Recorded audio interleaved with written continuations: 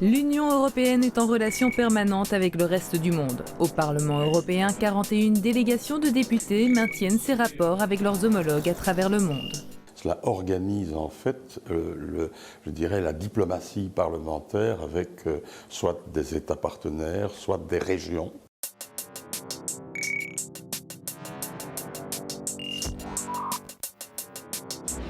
Chacune de ces assemblées connaît un nombre précis de députés. Ça représente le nombre équivalent de membres du Parlement avec le même nombre de parlementaires qui viennent des pays partenaires.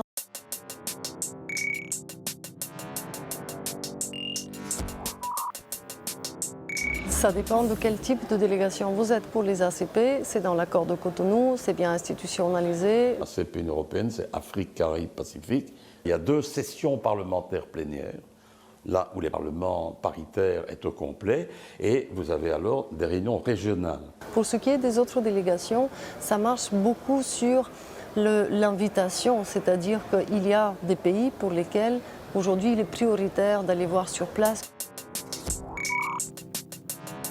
On fait des rapports, on fait des résolutions, on fait des résolutions avec vote, des résolutions sans vote, des résolutions avec débat, sans débat, exactement comme le Parlement européen ou comme les parlements classiques peuvent fonctionner.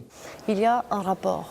Donc d'abord le sujet est choisi en fonction que ce soit un sujet important pour les 2 pays, qu'il s'agit de la lutte contre le terrorisme, qu'on parle de migration, qu'on parle aussi d'environnement, on décide du sujet et dans ce moment il y a 2 co-rapporteurs qui sont désignés. Ils travaillent ensemble pour présenter un rapport qui est débattu. Il y a commission économique, commission politique, sous-commission droits de l'homme. Et donc on suit tous les dossiers vraiment de très près. Chaque mot à l'extérieur que vous prononcez pèse. La plupart des médias ne vont pas préciser que vous êtes un parlementaire venant de tel pays. Ils vont dire l'Union européenne dit.